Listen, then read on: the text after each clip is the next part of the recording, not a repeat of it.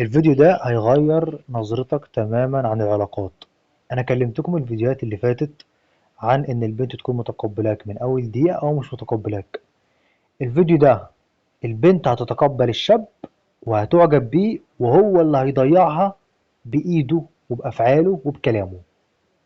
هنحلل مع بعض وأعرفكم بالظبط الشاب غلط في إيه، وإيه السر اللي لو كان استخدمه كانت البنت دي هتوافق عليه في الديت. اتفرجوا وأعرفكم. اسمك ايه؟ بتول. مش عايز تعرفي اسمي؟ اسمك ايه؟ عادل. عادل. دي لابسه نفس البرس بتاعك. شفت بقى؟ حلوة. ماتشي ماتشي. نفس الذوق شويه. ماتشي ماتشي. أول حاجة اسمك إيه؟ مش عارف، مش حابة تعرفي اسمي. يعني مش أفضل حاجة بس كان كويس. قال لها أنت لابسة نفس البيرسينج بتاعتي، فقالت له ماتشي ماتشي. ضحكوا مع بعض وهزروا. الدخلة بتاعت الشاب كانت كويسة مقبولة، والبنت اتفتحت وفي الكلام، اتفتحت في الكلام وعجبتها الكلمة وهزروا مع بعض. بس مش نفس الايد. ماشي. طيب ايه بتدرسي ايه؟ بتعملي ايه؟ نظم معلومات. حلو جامد. سنه كام؟ تالتة. وانت؟ تالتة؟ لا انا خلصت. كام سنة؟ انا 25. شكلي اصغر، عارف شكلي اصغر، شكلي ماشي. وانا 20 كام؟ واحد. الحركة اللي عملتها بإيديها، لو تلاحظوا بعد ما قال لها 25 هي عجبها السن. هي البنت واضح من كلامها ومن طريقة كلامها والبادي لانجوج بتاعتها إن البنت أنثوية. البنات الأنثوية عشان تبقوا عارفين بتكون حابة الراجل يكون اللي قدامها الذكوري بشكل كبير، ومن علامات الذكورة إنه يكون أكبر منها سنا وأكبر بفرق كويس. يعني لو قدها وأكبر منها بسنة ممكن ما تنجذبلوش قوي يعني، لكن لما يكون شاب 25 سنة أكبر منها بأربع سنين أو خمس سنين هي بتنجذب له وبتعجب بالسن ده عامة يعني. كذلك حركة إيديها دي بتدل إنها أعجبت بالرقم اللي قاله. 20. انت 22 مثلا، 21 حاجه في الرينج ده. تاخرتيش ولا سنه في الجامعه؟ دي نظم معلومات صعبه قوي. انا عندي 21. يعني 21. ساعات امهم يعني 21. في حاجة هتلاحظها في الشاب ده إن هو مع السكوت بيتكلم كتير، مش بيحب السكوت. قال لها انت 21 سنة 20 سنة، فهي سكتت. قال لها انت ازاي ما تأخرتيش ولا سنة، فهي سكتت. لا اصل نظم معلومات بيتأخروا صعبة. مش بيحب الفراغ، مش بيحب السطر الفاضي، لازم يملي الكلام بأي حشو وخلاص. ودي علامة مش كويسة، ودي من العلامات اصلا اللي هتخلي البنت ترفضه في الاخر، وهعرفكم دلوقتي. الحاجة التانية ان هو بيتكلم بمنطقية شوية، برضه هتلاحظوها في الكلام. كملوا وهتفهموا. طب ماشي، انت شكلك كده كده اصغر يعني من 21. شهر ايه؟ انا شهر 9 بالضبط. آم، شكلك أصغر من 21. هو أنا زي ما تقول مثلا معاكسة. مش بفضل المعاكسة في أول ديت إلا بمقابل لما هي مثلا تنفتح في الكلام معاك أكتر، هي اللي تجاملك أو تعملك فليرتنج، أنت ساعتها ممكن ترد فليرتنج. لكن بدون أي مجهود منها لا، ما تديهاش فليرتنج خالص. بس أوكي برضه. ورا البرج. لا عادي. طيب تمام. انت شهر ايه؟ 12. بتشتغلي جنب الشغل جنب الجامعه انا معضل. برضو؟ عندك حيوان اليف او حاجة؟ بصوا يا جماعة، من علامات الطاقة الذكورية إن الذكر أو الرجل هو دايما اللي يبادر بالأسئلة. عود نفسك في الديت ان 70 او 80% من الديت يكون اسئلة من طرفك، و20% اجابات من عندك، اجابات قصيرة مقفولة فيها طابع، في لمسة غموض في النص تخلي البنت تدخل في سايكل من الاسئلة. هو الشاب ده كان قصده ايه لما قال كذا؟ هل هو بيحبش كذا، بيحب كذا؟ اصله ما جاوبنيش اجابة كاملة. هي تفضل في فضول، تفضل انها عاوزة تنزل معاك تاني في الديت التاني. الشاب ده حرفيا هي سألته سؤال قام جاوب، سكت واستناها لحد ما سألته تاني. دي مش طاقة ذكورية خالص. يعني البنت هي أحيانا اللي بتليد الأسئلة وده مش صح. هو خد منها إجابة على طول، على طول السؤال اللي بعده. ما ينتظرش إنها أصلا تفكر إنها تسأله سؤال معين. حتى لو سألته يرد بكلمة ويسألها، يقولها طب وانت بيه، انت ايه رأيك في الموضوع؟ طب وانت بتحبي كذا ولا لأ؟ كان عندي قطه وماما سرحتها، بس يعني مش ما رميناش في الشارع يعني. اديتها. ده اللي بتكلم فيه. كان عندي قطة ماما سرحتها. هي البنت مجرد حياتي تكبرت الكلام. هو حس ان هو لا لازم يتكلم. لا مش رميتها في الشارع، ده انا اديتها لصاحبي. يا حبيبي اصبر اصبر، هي بنت ما سالتكش اصلا. انت ليه متسرع في الاجابات؟ يعني بالراحه، خلي الديت ياخد مجراه في الكلام شويه. انت مثلا كنت المفروض تسالها كان عندي قطه بس ماما سرحتها، انت بتحبي القطط اكتر ولا الكلاب؟ هتقول لك بحب كذا. طب ليه حبيتيه؟ ده اصلا اشتريت كلب قبل كده؟ طب بابا قال لك ايه لما اشتريت الكلب؟ فتحنا حوار لمده ساعه عشان هي سالتني سؤال، لكن هو لا، بيحاول يبرر، بيحاول يملأ الفراغ. حد من صحابي يعني. انا بحب القطط، ما بحبش، مش ما بحبش الكلاب، بس انا عندي فكره كده عن الكلب، لازم يبقى فيه مساحه، ولو هربي كلب هربي كلب عادل، مش هربي كلب. بيتكلم كتير قوي، بيتكلم كتير قوي الشاب ده. شاب كويس على فكرة، جسمه حلو جدا، شكله كويس جدا، صوته ما شاء الله ذكوري. البنت معجبة بشكله، معجبة بجسمه، بس الشاب بيتكلم كتير. الشاب مش بيحب السكوت ومش عارف يقود الحوار، ان هو اللي يسألها ويفتح كلام للأسف. صغير. ما تعرفش ايه النوع اللي انت بتحبه مثلا في كلاب؟ انا الروت وايلر اكتر نوع. انا عندي كين كورسون. انا ما بفهمش فيهم قوي بس يعني. بيتبول. تمام. ماشي الاثنين دول. وعندي قط اسمه زوزي. طب بتربيهم ازاي مع بعض؟ يعني ازاي بتمشي يعني؟ بس هو واحد بيحتاج اهتمام كتير بالذات الكلاب عن القطط. لا ماشي ما الاهتمام، انا ولا انت عندي اصلا اخين. ما يعني. عندي اخين كل اخ بيهتم. يا جماعة ده بيحتاج 20 ثانية عشان يسأل سؤال. كان يقدر يقول لها انت ازاي بتوفقي بين الكلب والقطة؟ بس ثانيتين بالظبط. هو اخد حوالي 10 ثواني عشان يسأل نفس السؤال ده. بصراحة دي يعني ده عيب كبير في الشاب ده بصراحة. بالكلب بتاعه. اه وانا بهتم بالقط بتاعي. يعني الكلاب مش بتاعتك؟ الكلاب مش بتاعتي بس يعني بتاعت اخواتي موجوده في في نفس. البيت يعني. حابه تشتغلي بعد الجواز؟ مش عارفة حسب، بس يعني القعدة مملة حسب. يعني لو حاجة مثلا خفيفة اتس اوكي، يعني مثلا لو حاجة الصبح مثلا من 10 ل6 كده، اللي هو هبقى اروح اقعد بقية اليوم في ما هو البيت. مفيش من 10 ل6. انت ايه اغرب؟ من الحاجات اللي الشاب برضو يفتقر ليها في الديت، النكش، انه ينكشها. الشاب منطقي بزيادة، بيتكلم بمنطقية، أسئلة منطقية، إجابات منطقية. يعني ممكن في نص الحوار مثلا أقول لها أنت ليه بتحرك إيدك كتير كده؟ ويضحك. تقول له لا مش قصدي، وهتبرر له. هيغير مجرى الحوار لكلام كوميدي شوية، يعني يسخر منها، مش يسخر طبعا بقلة أدب طبعا، لا ما بقولش كده، بس بطريقة اللي هي بيسموها التيزنج، اللي هي فليرتنج أو تيزنج. بيقلل من ثقتها بنفسها بس بطريقة شيك شوية. النيجنج يا جماعة في الجيم، وده اللي هعمل لكم فيديو مخصوص علشانه. النيجنج هو انك تقلل من ثقة البنت اللي قدامك فتبرر نفسها فتشوفك اعلى منها. النيجنج بيثبت لها ان انت قدامك بنات كتير حلوة، وانها مش اخر واحدة في حياتك. زي مثلا انك تقول لها على فكرة الاوتفيت تحفة، بس حاسس مثلا شعرك قصير شوية، انت بتحبي تقصري على طول كده؟ هتقول لك لا والله اصل انا مقصرة من زمان، هتحاول تبرر لك بس في سرها. هو الاوتفيت عجبه بس شعري لا. الشاب ده مش بيجاملني على الفاضي المليان، الشاب ده عنده بنات كتير حلوة وعادي بيفهم في الذوق. لا والله هو انت بتاخدي وقت قد ايه في الميك اب وانت جايه؟ قلت لك نص ساعه ساعه، فيبص لها مثلا يقول لها بس مش عارف النهارده حاسس خدتي اكتر.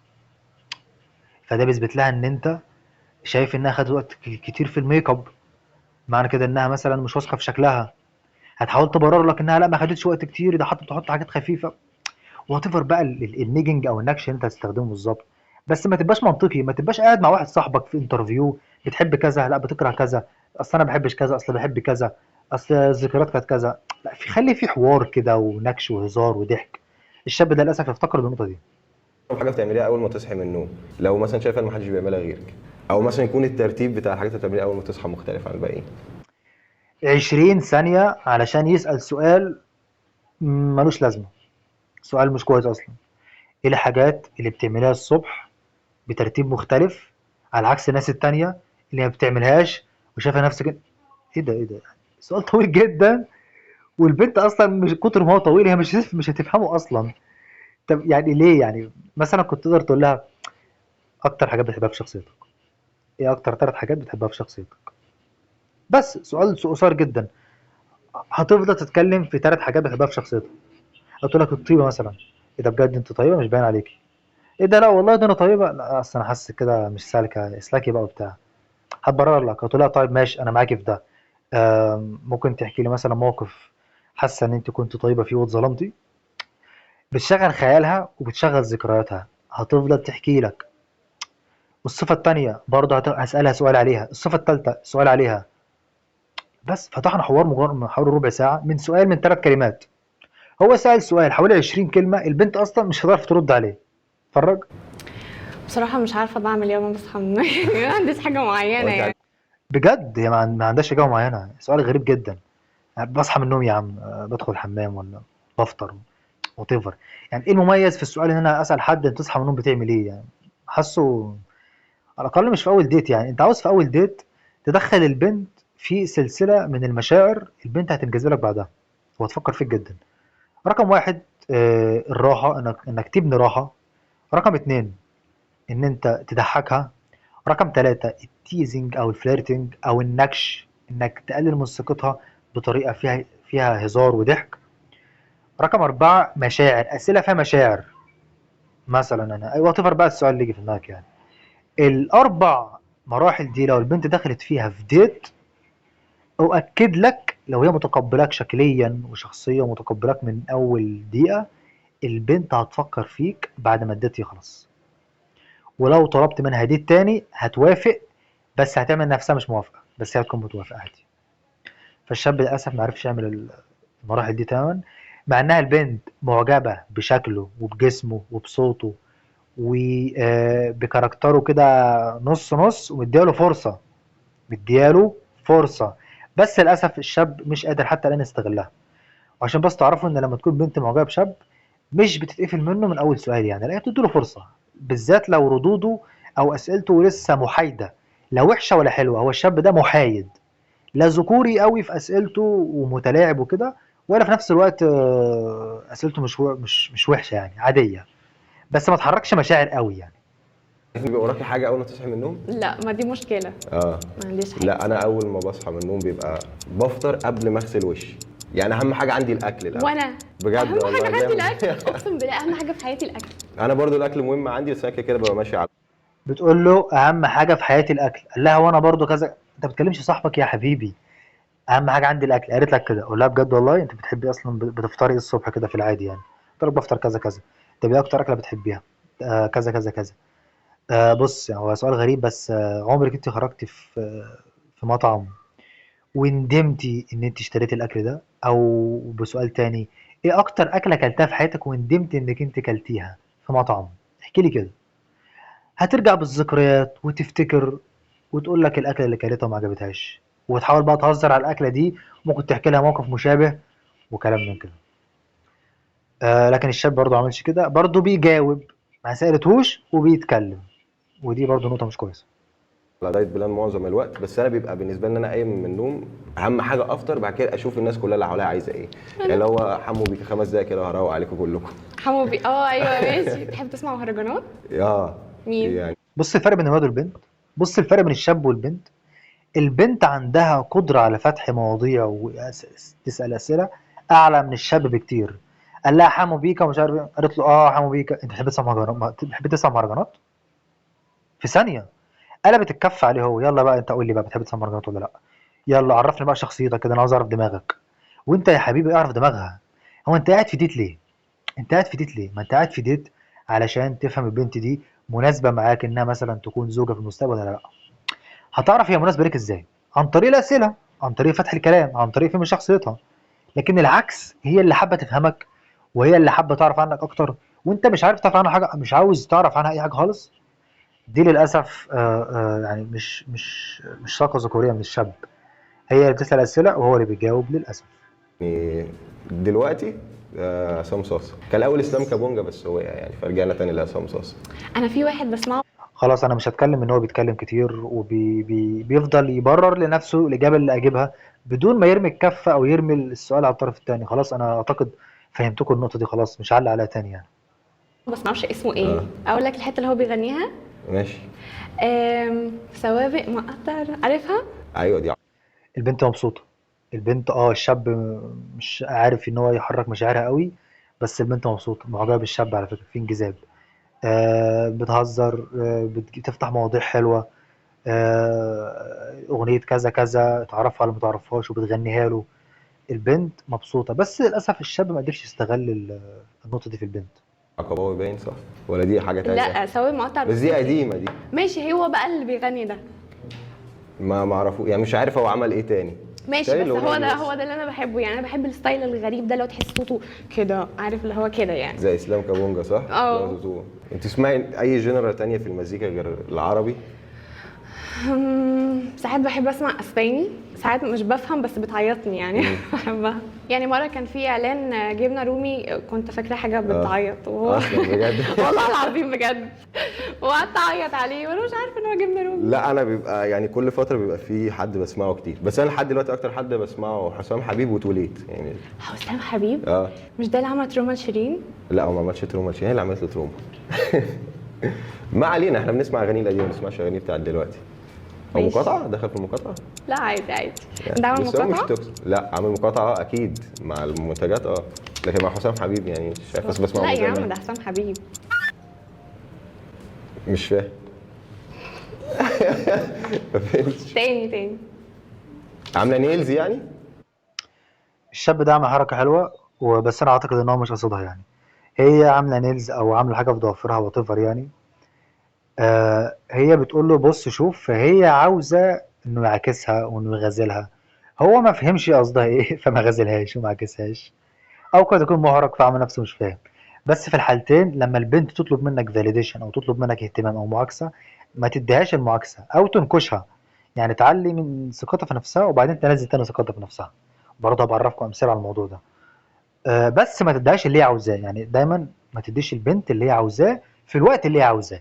ادي لها اللي هي عاوزاه بس في وقت تاني. مثلا هي عاوزه معاكسه، انت مثلا مرتبط ببنت او متجوز او خاطب يعني وات ايفر، وطلبت منك معاكسه او كلام حلو، ما تديهاش حاجه.